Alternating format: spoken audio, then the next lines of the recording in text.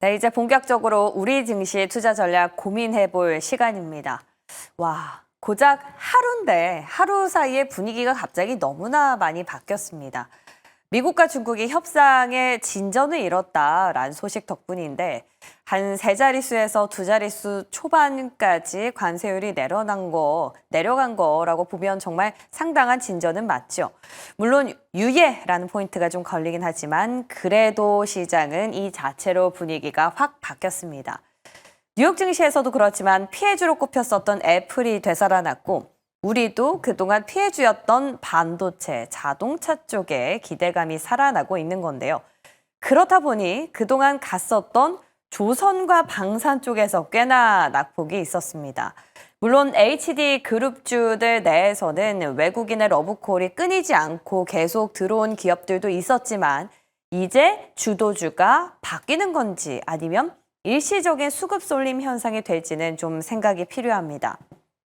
자, 팩트만 따져봤을 때 관세 협상에 상당한 진전을 이룬 건 맞지만 아직 90일간의 유효하다라는 점, 또 트럼프 대통령의 말 바꾸기 습성은 여전하다라는 점도 고려해야겠죠. 더 나아가서 조선이랑 방산 같은 기존의 주도주들은 가격 부담이 있던 찰나에 이런 관세 협상이란 호재가 이들 수급에 부담이 될 수는 있겠지만 여전히 성장 스토리를 써나갈 수 있는 여력이 충분하고 주가 상승이 펀더멘탈에 기인했다라는 점이 잔존하기 때문에 이제는 주도주가 바뀌었다라고 단정 짓긴 또 섣부릴 수도 있습니다. 자, 어떤 선택을 해야 할지 같이 고민해 볼 거고요. 그리고 우리 증시에서 또 하나의 기둥으로 자리를 잡고 있었던 실적주에 대한 분위기도 조금은 달라졌음을 느낍니다. 대선 구도가 이제 3파전으로 본격화되면서 정책주를 향한 관심이 뜨거웠던 어제 하루였는데요. 자, 기존에 이 자극적인 매운맛을 선택을 할 것이냐 아니면 심심하더라도 건강을 챙길 것이냐 오늘 함께 두 분과 의견 나눠보도록 하겠습니다. 자, 그러면 오늘 새벽에 또 팔로우업해야 하는 이슈는 뭐가 있는지 기사 통해서 만나보시죠. 자, 오늘은 하루 종일 미중 관세 이야기가 될 것 같네요. 자, 미국과 중국, 일단 서로 부과했었던 폭탄 관세를 90일 동안은 대폭 낮추는 걸로 결정을 했습니다. 서로 보복 관세를 부과한 지 한 40일 정도 만인데요. 구체적으로 양국은 상호 관세를 각각 115%포인트 인하하기로 했다고 밝혔습니다. 이에 따라서 미국이 중국에 부과하던 관세는 145%에서 30%가 됐고 중국이 미국에 부과했던 관세율은 125%에서 10%로 조정이 됐습니다. 다만 미국 측은 이 중에서도 91%는 취소, 24%는 90일 동안 유예한다라고 밝혔고 또 마약이죠. 펜타닐과 관련된 관세는 20% 그대로 부과할 걸로 전해졌는데요. 자, 여기에 추가적으로 서로 양국이 부과하는 10% 상호 관세가 유지가 되면서 미국은 총 30%, 중국은 10%로 결정이 된 겁니다. 자, 이런 합의는 오는 14일부터 조치하기로 했고 인하된 관세는 90일 동안 적용을 하면서 지속적인 협의를 통해서 후속 협상을 이어가겠다라고 밝혔는데요. 그러나 말 그대로 90일 동안 유예이기 때문에 G2의 무역 전쟁이 근본적으로 완화될 수 있을지는 시간을 두고 지켜봐야 한다는 목소리도 나오고 있습니다. 자, 시장의 훈풍 단순히 하루에 그칠 것인지 아니면 조금 더 갖고 가도 괜찮은 건지 두 분과 점검해 보도록 할게요. 자, 그리고 두 번째 기사도 이어서 확인해 보겠습니다. 자, 트럼프 대통령 어제였죠. 약가를 최대 80%까지 낮추는 행정명령에 12일자로 서명할 것이다라고 밝혔었는데 실제로 오늘 새벽에 이 행정명령에 서명을 하고 약값을 대규모로 낮추겠다라고 공식 선언했습니다. 자, 트럼프 대통령 오늘부터 미국은 더 이상 외국의 의료복지에 보조금을 지급하지 않겠다라고 밝히면서 대형 제약사들이 미국에서 부당이득을 취하고 미국인들에게 바가지 가격을 씌우는 걸 참지 않겠다라고 선포를 한 건데요. 자, 미국이 엄청나게 비용을 들여서 신약을 개발하면 그 혜택은 외국인들이 보고 정작 미국인들은 개발 비용이나 제약사들의 이윤까지 모두 감당해야 한다라고 생각을 하고 있는 겁니다. 그래서 이러한 부분들을 해결하기 위해서 미국의 최혜국 지위를 부여해서 다른 나라 정부가 지불하는 약값 가운데서 가장 낮은 약값을 미국인들이 내도록 하는 이런 방침을 적용할 건데 만약에 이에 대해서 협상이 이루어지지 않는다면 보복 관세 카드를 꺼내들 계획으로 전해졌습니다. 물론 트럼프 대통령이 특정 국가를 직접적으로 언급하진 않았지만 유럽연합이 주 타겟이 될 거라는 전망과 함께 물론 우리나라도 압박을 피하긴 어렵다라는 분석들이 나오고 있는데요. 다만 이런 부분들을 실행하기 위해서는 의회에서 법안도 통과돼야 되고 또 많은 제약사들의 소송에도 부딪힐 수 있기 때문에 실효성이 아직은 부족할 것이다라는 논란도 있습니다. 자, 어제 셀트리온이 이에 대해서 우리는 괜찮다라고 밝힌 만큼 시장의 파장이 제한될 것인지 아니면 오늘까지도 이어질 것인지 궁금해지는데요. 이 부분도 같이 점검해 보겠습니다.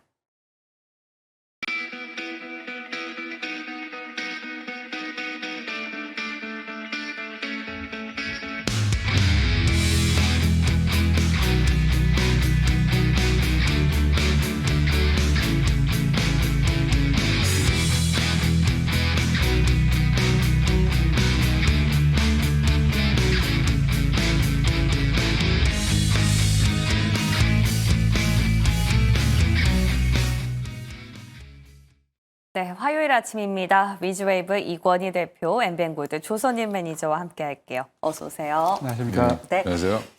우리 매니저님 이발하셨네요. 네, 목소리가 좋으십니다. 깔끔해지셨고. 우리 이권희 대표님 오랜만에 뵀는데 네, 잘 지내셨죠?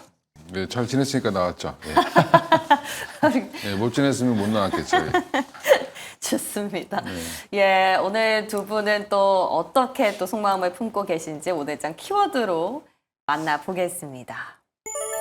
관세 피해 섹터 그리고 무역 불확실성 제거 피해 섹터 어떻게 좀 확신을 하십니까? 어떻게 피해 갈 것인지?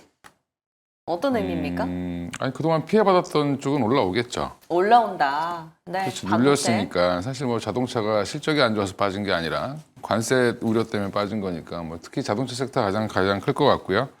반도체도 계속 눈치 보기가 나왔던 부분들이 이제 M7의 하락도 있었지만 또 언제든지 반도체 수요 둔화부터 시작해서 여러 가지 이제 관세 관련돼서 얘기가 계속 됐고 특히 레거시 쪽도 어떻게 보면 중국에서 미국으로 나가는 제품에 들어가는 우리나라 반도체가 상당히 많은데 그 물량이 이제 줄어들까에 대한 우려 이런 것들이 반영되면서 사실은 지금 HBM 관련된 종목들 많이 빠졌다고 하지만 사실 그쪽보다 더 빠진 거는 레거시 쪽 관련된 장비주들이 더 많이 빠져 있습니다.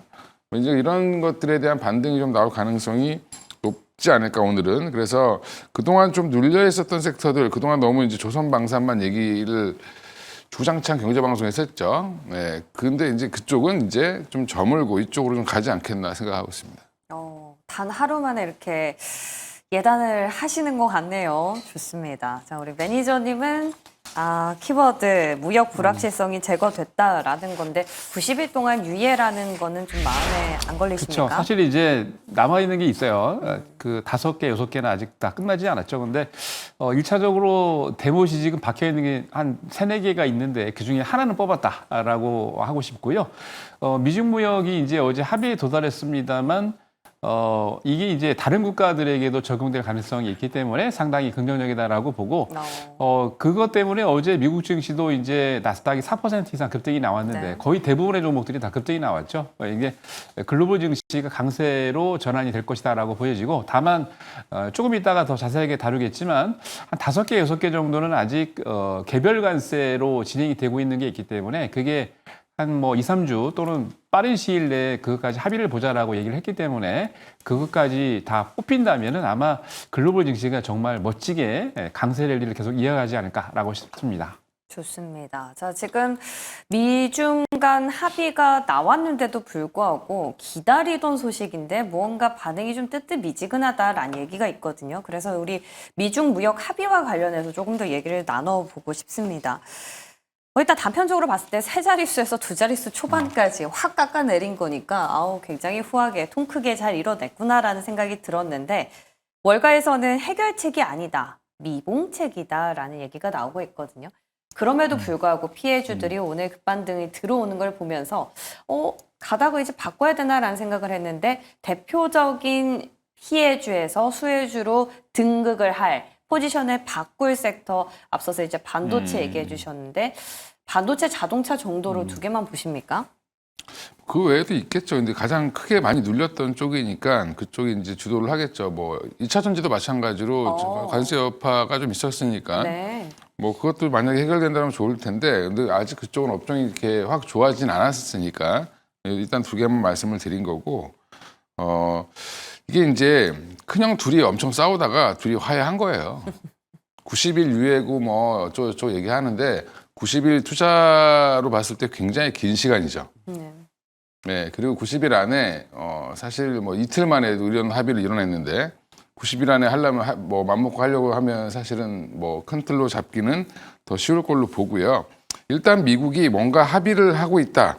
지금 이게 둘이 합의한 것처럼 보이지만 미국이 진 겁니다, 그냥. 정확히 얘기하면. 네. 예, 이대로 가면 월마트 난리 날 것 같으니까 일단 합의한 거죠. 예, 그리고 본인들 그렇게 해서 지금 그렇게 서로 이제 근데 강대국들끼리 서로 누가 졌냐 이겼냐를 보여주지 않게 하기 위해서 일부러 스위스에서 만나서 얘기한 거죠. 그 펜타닐 얘기하고 뭐 이러면서 이제 간 거라고 보시면 될 것 같고요. 30% 20% 아직 남아 있지 않냐 저거 원래 그 전에도 있었습니다. 예, 원래 저거 그 바이든 정부 때도 있었던 뭐 그 관세기 때문에 저거 이제 없어졌다라고 보는 게 맞습니다. 그냥. 그래서 지금 중국 입장에서 왜 나는 30%고 너는 10%냐 이렇게 얘기할 수도 있는데 원래 저 정도까지는 용인이 되는 정도였다라고 보시면 될 것 같고요. 지금 관세 이슈 관련돼서 지금 반도체 관련된 종목들이 많이 눌려 있었던 게 반도체 관세를 부과해서 눌린 게 아니라 전반적인 수요 둔화가 나올까 봐 둔화된 거거든요. 근데 그 부분이 이제 오히려 최근에 삼성전자가 뭐 디램 가격도 올리고 하면서 분위기는 좀 달라지고 있다라고 보고 있고요. 여전히 저는 반도체 쪽이나 뭐 자동차 쪽이나 제가 여기 매경에서 한번 물어보셔서 그 얘기를 한 적이 있는데 지난주에 저 같으면 하나에어로스페이스 팔고 그냥 현대차 사겠다. 네, 그때가 딱 꼭지였습니다. 하나에어로스페이스. 네. 예, 그게 지금 보면 되게 극단적일 것 같지만 사실은 지나고 보면 맞다라고 저는 말씀드리고 싶습니다. 조선과 방산도 이게 그냥 단순히 수급적인 측면에서 계속 올라갔던 게 아니라 실적이 받쳐주고 있는 상황이었기 때문에 이게 이렇게까지 쉽게 움직일지는 오늘 하루 정도 좀 지켜봐야겠다라는 생각도 개인적으로는 듭니다. 예, 뭐 말씀해 주신 것처럼 중국은 10%고 미국은 30%이기 때문에 중국이 더 통 크게 내렸다 싶은 착각이 들 수도 있지만 115%포인트 인하는 양국이 동일하고요. 여기에 상호관세 10%도 얹어졌기 때문에 중국은 10%, 여기에 미국은 펜타닐 20% 더해져서 30%니까 어쩌면 뭐 비슷하게 합의를 이루어진 격이에요. 자, 근데 우리가 수혜 피해 섹터를 가리는 게 우리 국내 시장 투자자분들 가장 궁금하실 것 같은데 이쪽 우리 대표님한테 반도체랑 자동차, 2차 전지까지 좀 힌트를 얻어봤으니까 피해 쪽을 매니저님께 좀 힌트를 얻고 싶어요. 특히 친환경 쪽 말씀을 하신 바가 있는데 태양광의 경우에는 또 중국의 파이가 굉장히 크기 때문에 우리가 반사수혜 누릴 수 있을 거를 한 것 치고 그 기간이 너무 짧아졌잖아요. 그죠? 전체적으로는 좀 그럴 수가 좀 있죠. 근데 이제, 아까도 말씀을 드렸습니다만, 원래 이제 무역 전쟁 관련해가지고 합의 봤던 게 5개 포인트가 있는데, 뭐 그거는 아까 이제 대표님께서 말씀하셨으니까, 그건 차치를 하고요. 기본적으로 가장 중요한 것은 나중에 이제 베센트 재무장관이 언급한 얘기가 있습니다. 아직 5개 내지 6개 정도. 그러니까 쉽게 얘기해서 자동차에 100% 부과되고 있는 거, 철강, 알루미늄, 그다음에 의약품 관련해 가지고는 아직 이게 정리된 게 아니거든요. 그래서 이거를 가지고서 아직 빨리 합의를 보지 않고 한 2주 내지 차후에 다시 합의를 보자라는 얘기를 했기 때문에 다섯 개의 이게 지금 이제 개별 관세로 들어간 거기 때문에 이 개별 관세가 어떻게 진행되느냐에 따라서 약간 좀 다르게 좀 진행될 수가 있습니다. 그리고 앵커님께서 얘기하셨던 태양광이나 에너지 관련 쪽도 아직 정리가 안 된 상태이기 때문에 이게 뭐 베센트 말로는 지금 뭐 2주 뒤에 다시 보자라고 그러는데 긍정적인 이슈들은 아까 말씀드린 것처럼 이제 원래 125% 보복관세로 둘이 왔다 갔다 하면서 졌는데 115% 빼고 10%는 기본적으로 할인된 거고 중국 같은 경우는 그 뭡니까 페탄일 관련해 가지고 20% 관세가 들어갔기 때문에 30%인데 차후에 2주나 아니면 조금 더 진행이 되면서 지금 보셨던 뭐 신재생이나 태양광 그리고 아까 말씀드렸던 자동차부터 의약품까지 한 5-6개 섹터가 아직 크게 남아 있습니다. 그래서 이게 정리가 잘 되면은 더 크게 빠르게 글로벌 증시가 굉장히 강하게 움직일 텐데 이게 조금 미적지근하게 정리가 빨리 안 된다면 네. 조금 더 시간이 길어질 수 있다는 거는 우리가 알고 네. 보셔야 될 것 같고 그러니까 여기에 대한 사항이 이제 곧 지금 5월 달이기 때문에 5월 말까지 지금 어느 정도 여유를 둔 것 같아요. 그래서 5월 말 안으로 해결하겠다는 얘기인데 중국 정부하고 미국 정부에서 생각하고 있는 게 조금 다를 수는 있습니다. 그런데 여기에 관련된 것들이 어떻게 5월 달 안으로 정리가 되느냐에 따라서 제가 보기에는 뭐 우리나라도 6월 3일 날 이제 대통령 선거가 끝나기 때문에 우리나라도 본격적으로 이제 네. 무역 합의를 이루어질 텐데 그러면은 미국과 중국이 5월 달 안으로 정리가 되고 6월 달도 우리나라가 본격적으로 무역 합의가 이루어진다면 글로벌 증시 랠리하고 우리나라 증시 랠리도 같이 갈 수 있다라고 저는 보고 있습니다. 그러니까 자동차, 철강, 알루미늄 같은 품목별 관세에 대한 합의 세부 사안이 아직 나오지 않았기 때문에 피해 수혜를 좀 가리기는 아직은 좀 시기상조일 수도 있다라는 말씀이신 것 같아요. 자, 그러면은 조선 방산에서 이제 반도체 자동차 피해주들이 수혜주로 이제 갈 것이다라는 이런 입장에 대해서는 어떻게 보시는지 궁금해요. 일부는 지금 왜냐하면 이제 어제도 그렇고 미국 같은 경우에도 그렇고 우리나라에도 네. 약간 어제 움직임 보니까 그렇게 움직이긴 했습니다만 사실 이게 단기적으로는 지금 보면은 거의 방산이나 조선 업종분들이 작년 11월, 10월부터 9월부터 해가지고 거의 한 100% 이상, 거의 200% 이상 올라간 종목도 되게 많기 때문에 단기적으로는 한 5, 6개월 랠리를 계속 했거든요. 그래서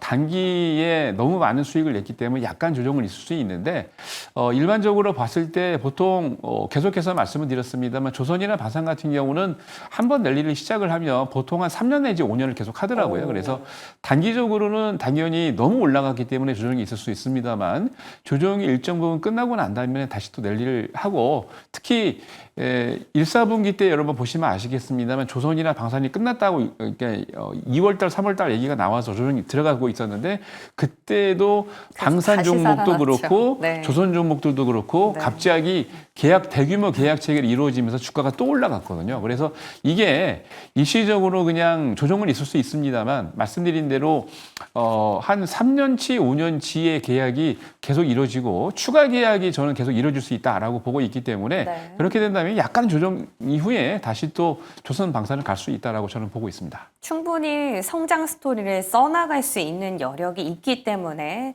단기적으로는 주가에 대한 좀 부담은 있을 수 있겠지만 여념이 없다라고 두 분 의견이 좀 갈립니다. 중심을 잘 잡아보셔야 될 것 같아요.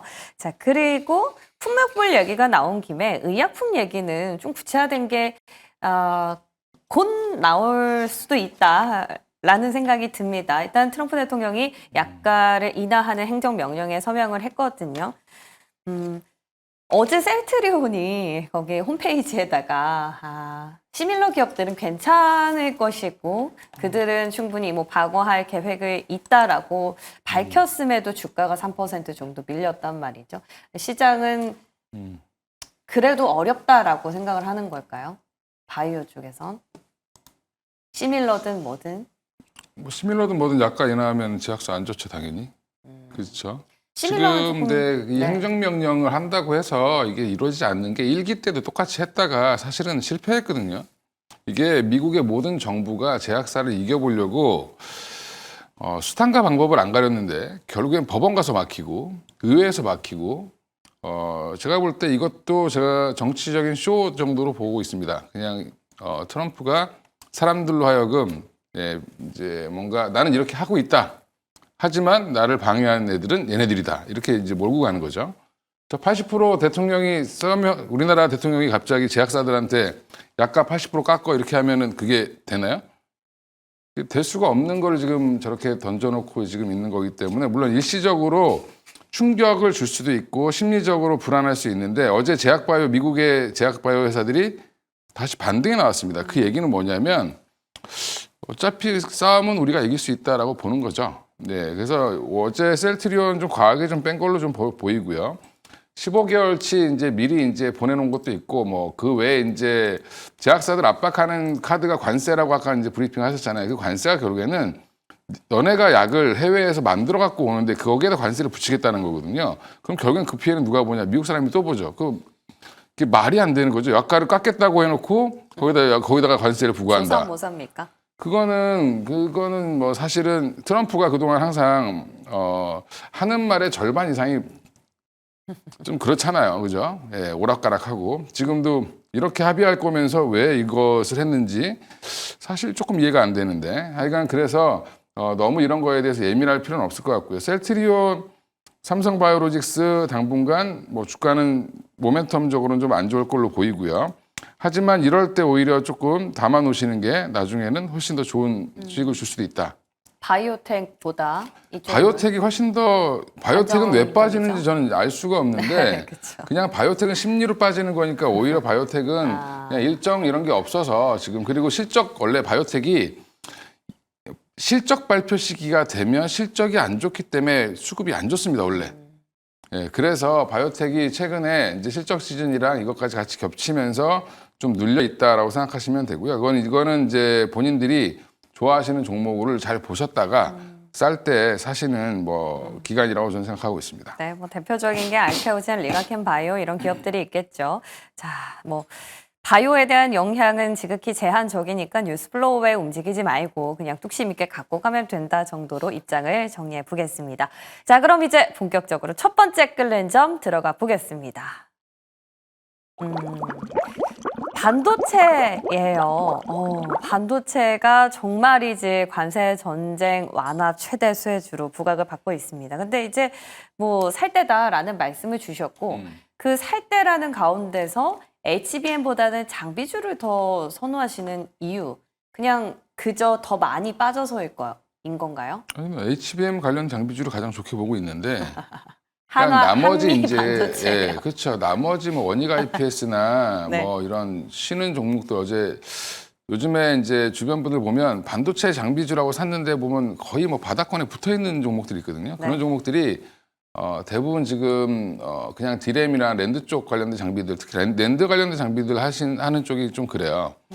그러니까 일단은 지금 반도체가 뭐 관세 때문에 피해를 봤다라기보다는 관세 이슈가 터지면서 미국의 M7 종목들이 쭉 빠졌죠. 엔비디아를 비롯해서 뭐 브로드컴, 뭐 그 외에 이제 마이크론 테크놀로지까지 쭉 빠졌기 때문에 그 부분으로 같이 영향을 좀 받았다라고 보시면 되고요. 어제 우리 시장을 좀 먼저 선 반영했죠. 삼성전자가 어제 미친 듯이 올라왔고. 6%나 올랐죠. 그렇죠. 삼성전자 그렇게 올라온 거 요즘에 변동성이 좀 커졌죠. 그러게요. 예. 제가 볼 때 이거는 그 액면 분할을 안 했어야 되는데 해가지고 예, 변동성만 커졌습니다. 그래서 삼성전자 그다음에 SK 하이닉스 둘 다 이제 어제 먼저 선 반영해서 움직였고요. 관련해서 그러면 HBM 관련된 장비주들 예전에 좋았던 종목들 다시 보셔야 된다. 뭐 테크윙도 그렇고 뭐 PSK 홀딩스도 그렇고 또 하나 이제 지금 한미반도체랑 지금 하나비전 같은 경우는 제가 매번 얘기를 하는데 결국에 하나비전 납품 못 하고 있죠. 예, 그래서 결국에는 지금 이 싸움은 한미반도체가 이기는 걸로. 왜 한미반도체가 왜 그동안 그렇게 강수를 뒀을까? 어차피 쟤네들 우리 못 이긴다라는 걸 알고 있는 거죠. 뭐 소송은 거의 100% 승소한다고 보십니까? 그걸 제가 뭐 기술자가 아닌데 그건 알 수가 없죠. 아니, 너무 네. 확신하시길래. 확신이 아니라 원래 하나비전의 그 하나 세미텍에서 만든 장비가 네. 거의 한미반도체 직원이 가가지고 지금 소송 지금 3심까지 가 있어요. 2번 패소했습니다 벌써 그 개인이 벌써. 그러니까 그 얘기는 기술 유출이 있었다라고 보는 거고요. 그러니까 이제 그런 기반 하에서 한미반도체가 이길 가능성이 높다. 그러면 전략은 간단하죠. 하나비전은 많이 올랐으니까 팔고 한미반도체 사시면 됩니다. 네, 좋습니다. 예, 어차피 뭐 우리가 회사를 사랑하는 건 아니잖아. 그죠? 한미 반도체 뭐 관련 없으시죠? 없습니다. 예, 들었습니다. 네. 여러분 기억해 보시고요. 자, 우리 매니저님은 반도체 쪽에 투자를 어떻게 생각하시는지 궁금해요. 이제 네. 본격적으로 좀 들어가 볼 때라고 보세요. 지난번에도 뭐 계속 한 2주 정도는 뭐 계속 우리 대표님 말씀하신 것처럼 한미 네. 반도체 쪽 관심 있게 저도 보고 있는데 사실 이제 관세 관련된 이슈가 이제 뭐 어제 나온 이슈가 반도체 쪽에 있는 게 아니고 4월 11일 날 이미 나왔던 거죠. 그래서 미국 정부가 중국산에 들어가 있는 반도체, 특히 이제 솔리드 스테이트 드라이브하고 반도체 장비 포함해서 그리고 뭐 스마트폰, 노트북 이렇게 관련해 가지고 관세를 대상에서 제외하겠다라고 했는데 그게 왜 그러냐면 애플 때문에 그랬죠. 애플 때문에. 애플이 왜 중국에서 여러분 잘 아시겠습니다. 폭스콘이 에서 이제 한 90% 정도 전체 매출에 미국인들이 쓰고 있는 애플의 90%를 지금 중국에서 조립을 하고 있기 때문에 그 이슈 나오고 난 다음에 애플이 급등을 했죠. 네. 자, 근데 중요한 것은 국내에서 또 수혜 업종을 또 찾아라라고 그러는데 사실 우리나라 같은 경우에도 반도체 중에 솔리드 스테이트 드라이브 면제 품목에서 포함이 됐고 그리고 특히 이제 그 미국이 이쪽에 반도체 장비에 대해서 관세를 좀 낮춘 이유가 대만의 TSMC하고 미국의 마이크론이 미국에다가 대규모로 지금 투자해가지고 공장을 지으려고 그러는데 문제는 뭐냐면 우리나라의 한미반도체의 그 TC본더 같은 중요한 장비들이 미국으로 들어가야 됩니다. 근데 관세를 막 몇백 % 때려버리면은 미국에다가 공장을 짓는다고 미국을 좋게 뭐 그레이트 아메리카 하기 위해서 지금 미국으로 막 몰려가고 있는데 오히려 거기에 찬물을 껴안는 격이 되니까 이거를 미연에 방지하기 위해서 풀어준 거거든요. 그래서 사실 대표님께서 말씀하신 것처럼 한미 반도체 저는 이제 HBM 관련해서 TC본더 쪽을 계속 보고 있는데 한미 반도체 같은 종목들이 좋다라고 생각이 듭니다. 왜냐하면 기본적으로 한미 반도체 같은 경우는 1사분기 때 매출을 보더라도 국내 매출보다 중국향이나 미국에서 매출이 더 많이 늘었다는 얘기죠. 거의 90% 가까이 외국에서 매출이 나왔고 그리고 특히나 TC 본더 쪽 같은 경우는 한미 반도체가 글로벌 마켓쉐어 1위 아니겠습니까? 그래서 앞으로 이러한 이슈가 된다면은 계속해서 마켓쉐어가 늘어나기 때문에 한미 반도체 관심 있게 보자고 2주 전부터 저도 원래 처음에는 2주 전에는 반도체 별로 안 좋아했었거든요. 그렇죠. 근데 보수적으로 보수적으로 봤었는데 한미 반도체만 제가 딱 찍어서 2주 전부터 관심 있게 지켜보자고 말씀드렸고 다만 이제 전체적으로 봤을 때 반도체가 아직 어제 합의해서 다 풀어진 게 아닙니다. 예. 왜냐하면 아까도 말씀을 드렸습니다만 지금 관세가 지금 적용되고 있는 자동차 100%부터 해가지고 한 6개 품목은 개별 관세로 따로 지금 2주 후부터 다시 합의를 볼 예정이기 때문에 그때 좀 관심 있게 또 지켜보시고 모니터링 하시면 좋을 것 같습니다. 네, 좋습니다. 반도체에 대해서는 어쨌거나 두 분 다 긍정적으로 의견 나왔습니다. 자, 그렇다면 어떤 종목에 투자해 볼지 공개해 주시죠. 한미 반도체. 메이저님도 한미 반도체랑 뭐 어떠한 관련도 없으시죠? 아무것도 네, 없습니다. 없습니다. 처음에는 예. 이제 제가 한 달 전에 나갔을 때는 네. 반도체 종목 아무것도 안 좋아했는데 맞아요. 예. 한미 그렇죠. 반도체의 흐름을 보니까 계약권이 계속 늘어나고 네. 특히 이제 제가 좀 관심을 가졌던 건 아까 말씀드린 대로 1사분기 때 매출 나온 거를 네. 집계를 보니까 국내보다 외국에서 글로벌에서 매출이 90%가 넘더라고요. 마이크론일까요?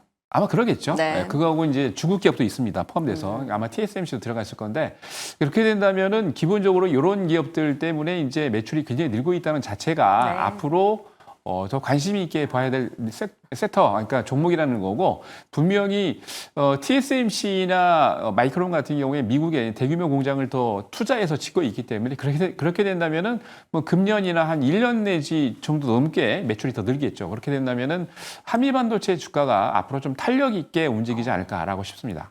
이렇게 7%나 올랐는데도 불구하고 다음 날 어떤 기업을 보면 좋겠냐는 질문에 두 분 다 한미 반도체를 공통적으로 주셨다는 게 좀 눈에 띄입니다. 자, 우리 이건희 대표님도 앞서서 한미 반도체 말씀 좀 많이 해주셨잖아요. 여기 우리 매니저님께서는 2달 전부터 2주 전부터 2주 말씀해 주셨지만 우리가 이광희 대표님 작년부터 말씀해 주셨던 것 같은데 혹시 한미 반도체는 말고 좀 대안으로 볼 만한 기업은 뭐가 있는지도 지겹게 힌트를. 생각하시면 안 되는 게 2만 원대부터 얘기했던 종목이니까 그냥 이제 계속 빨로 하는 종목이다 이렇게 생각하시면 되고 네. 한미반도체 투자 포인트 하나만 말씀드리면 네. 중국 시장을 보셔야 된다. 아. 중국의 HBM3를 자체 제작하려고 하고 있습니다. 예, 그렇죠. 예, 그럼 장비 뭐 갖다 써야 되죠? 한미 반도체. 예, 그렇습니다. 예, 예. 그거까지만 말씀드리고 그 외에 뭐 봐야 되냐? 테크윙 보셔야 됩니다. 테크윙이요. 이제부터 HBM 관련된 검사 프로브 장비를 본격적으로 납품을 합니다. 그게 주가는 미리 이제 한다고 해서 올라갔는데 실적은 이제 나온다. 그러면 테크윙도 지금 최근에 탄력이 좋기 때문에 테크윙도 같이 한번 검사 장비단에서는 보시는 게 좋다. 네. 네, 여기도 마찬가지로 마이크론, 그다음에 SK 하이닉스 다 납품을 하고 있기 때문에 오. 네, 보십시오. 좋습니다. 한미 반도체 그동안 노이즈가 있었을 때도 우리 시장뿐만 아니라 미국 쪽에서 방어할 수 있다라는 게 투자 포인트 중에 하나였는데 하나 더 얹어졌습니다. 중국이란 키워드까지 저희 기억해 볼게요. 자, 이제 다음 끓는 점 넘어가 볼게요. 자, 대선 정책에 대한 이야기를 나눠보고 싶습니다. 어제까지만 해도 저희가 이 시간에는 실적주를 분석해 봤었는데 이제 확실히 시장이 매운맛을 더 땡겨하는 것 같아요. 뭐 건설, 부동산 쪽도 좋았고요. 증권, AI, 로봇, 전력, 그리고 원전까지 옵션이 상당히 많아서요. 이 중에서 어떤 거 가장 눈여겨보면 근데 좋을까요? 아마 전문가들한테 물어보면 네. 다들 공통적으로 얘기를 하는 게 아마 AI를 얘기할 거예요. 왜냐하면 네. 일단 돈도 뭐 100조 한다, 200조 한다 뭐 말은 하지만 한마디로 투자를 해야 될 수밖에 없는 상황이고 전 정부에서 너무 투자를 안 해서 이제 투자 무조건 해야 됩니다. 늦었습니다. 그러니까 투자를 해야 된다는 당위성이 있기 때문에 이쪽은 그래서 반도체, AI 및 반도체 소비장 관련된 종목들 반도체도 지원해줘야죠. 다른 나라들 지금 반도체 전쟁한다고 지금 난리인데 그러니까 그러면 사람들 우리나라 분들이 뭐 삼성전자 지원하는 거냐 그게 아니라 우리 반도체 지원할 회사들 엄청 많습니다. 그러면 그런 회사들 좀 지원하고 이렇게 하는 것들이 아마 구체화될 가능성이 높다라고 보고 있고요. 정책 관련주를 단순히 이제 일회성으로 하실 거면 뭐 건설도 하셔도 되고 뭐 다른 것도 하셔도 되고 다 하셔도 됩니다. 네. 뭐 출산 관련된 종목 하셔도 되죠. 예, 근데 그런 것들은 일시적일 수밖에 없습니다. 네. 그러니까 꾸준히 돈을 이제 드릴 수 있는 정부가 돈을 어디다가 한마디로 퍼부을 수밖에 없는 섹터를 사셔야 된다. 그러면 결국에는 AI랑 뭐 반도체 소비장이 될 거고 네. 최근에 이제 뭐 AI 소프트웨어 기업들도 그런 의미에서 같이 움직인다라고 보시면 되고 뭐 네이버 같은 회사도 이제 보셔야 될 때가 된 거죠. 대형주에서는. 네이버, 예. 아니 뭐 AI 칩을 사면 누구한테 운영을 시킬까요? 그거를. 정부가 직접 할 수는 없을 거고 그럼 중소기업들이 운영할 수도 없을 거고 일정 규모가 되는 회사가 그 서버를 관리해 줘야 되거든요. 그러면 그건 아마 뭐 카카오 아니면 네이버가 하지 않겠습니까? 그래서 저는 이제 개인적으로 생각하는데 그건 개인적인 의견입니다. 네. 그러면 그런 쪽으로 관리하는 회사들은 또 다른 이익을 보겠죠. 예, 그런 것까지 지금 뭐 이제 엔비디아에다 먼저 선주문 넣어야 되지 않을까? 누군가가 당선이 되시면 네. 예, 그렇게 생각하고 있습니다. 좋습니다. AI이긴 한데 새로운 인사이트가 여러 방면에서 가지치기로 나왔어요. 소프트웨어, 뭐 반도체, 뭐 여러 가지 있겠지만 그 안에서 네이버까지 확장 가능성. 우리 매니저님은 어제 건설, 현대건설이 실적 들어주셨는데 어제 현대건설이 좋았고요. 뜨겠죠. 네. 예, 원전도 밀고 계셨었는데 네. 원전도 좋았습니다. 저는 사실 이제 예.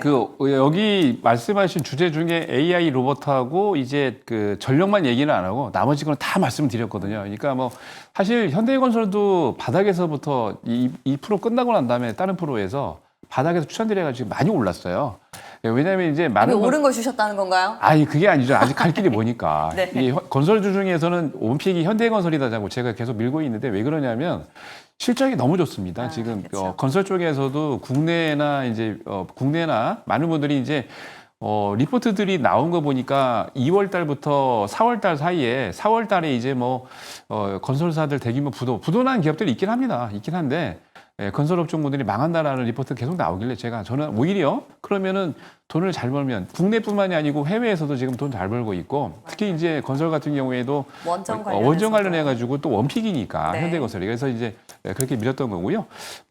전력이나 원전 같은 경우는 예전부터 계속 말씀을 드렸던 거고 제가 이제 말씀 안 드렸던 거는 증권도 말씀드렸잖아요. 증권 네. 금융도 추천드렸던 종목이 미래에셋이 또 어저께 7% 이상 급등했습니다. 그래서 계속 금융주도 지금 계속 한 두 종목 정도 얘기를 하고 있는데 금융주도 굉장히 좋습니다. 나머지 섹터는 다 얘기했기 때문에 대표님께서 말씀하셨던 저도 이제 AI하고 로봇 정도 말씀드리려고 하는데 사실 전체적으로 봤을 때 가장 크게 이제 투자하려고 준비를 하고 있는 게 AI 쪽이죠. 왜냐하면 뭐 이재명 후보, 김문수 후보, 뭐 1, 2, 4번이잖아요, 번호가. 근데 1번부터 얘기를 하면은 이재명 후보 같은 경우는 4월 달에 페이스북에서 그 내용을 올렸어요. 그래서 어떻게 얘기를 했냐면 아까도 정리해서 나왔던데 이제 보통 이제 그 민간 주도냐 아니면은 정부 주도냐인데 이재명 후보 같은 경우는 이제 정부 주도로 가자라고 얘기를 하면서 AA 산업에 100조를 투자를 하는데 대통령이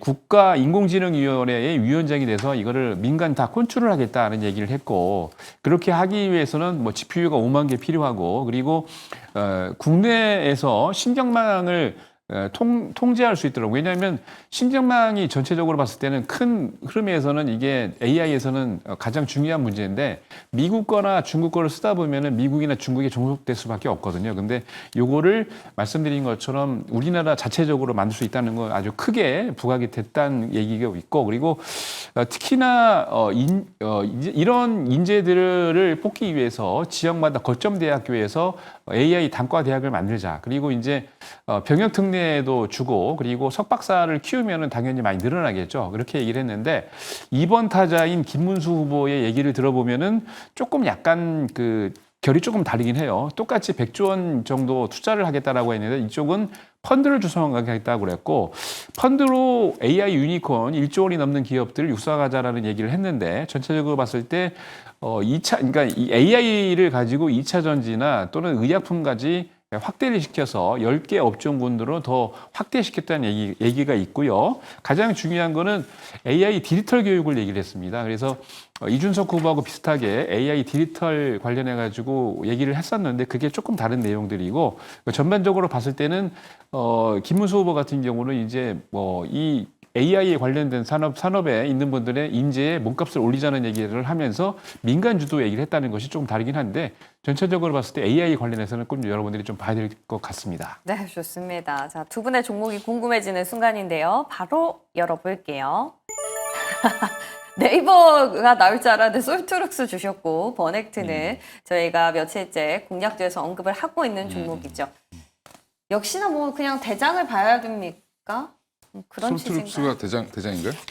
대장이라고 몇 차례 언급을 주셨었죠, 관심주로. 이제 돈 벌기 시작하니까 네. 이제 보통 지금 시장에서는 크라우드웍스의 뭐 대표님이 뭐 어쩌고저쩌고 이러면서 이제 그쪽으로 많이 미는데 그건 그냥 말이죠. 예, 그냥 그분이 약간 공명심의 자리에 앉아 계신 걸 수도 있으니까 그 회사가 나쁘다는 게 아니라 솔트룩스가 이제부터 작년 이제 하반기부터 흑자 전환이 돼서 이미 이제 돈을 벌기 시작을 했고 또 이제 루시아 2.5에서 3.0 지금 또 29일 날 공개하거든요. 그럼 29일 날 공개를 또 한다는 얘기는 결국에 또 이제 버전을 계속 업그레이드 시키면서 지금 잘 하고 있는 거고 B2B, B2G 이쪽으로 지금 영업을 잘 하고 있습니다. 그래서 향후에 솔트룩스 이 이슈로도 올라갈 가능성도 있지만 이 업계에 한 지금 25년 정도 되셨죠, 솔트룩스가. 그러니까 저는 항상 근본 있는 회사를 좋아하는데 근본이 좀 있어서 그나마 중소기업 중에서는 중견기업 중에서는 솔트룩스를 보시는 게 좋을 것 같고요. 네. 마음속으로는 그냥 네이버도 괜찮다라고 보고 있습니다. 예, 근데 네이버 얘기하면 사람들이 별로 안 좋아하시더라고요. 예, 무겁다고. 그렇죠. 이번에 또 실적도 좀 어려웠고요. 뭐 여러 가지 있지만 그래도 공통되는 건 AI 쪽이라는 거. 다만 조선과 방사능 의견이 좀 엇갈리니까 중심 잘 잡아보시기 바랄게요. 오늘 시장 궁금해집니다. 잘 지켜볼게요. 고맙습니다.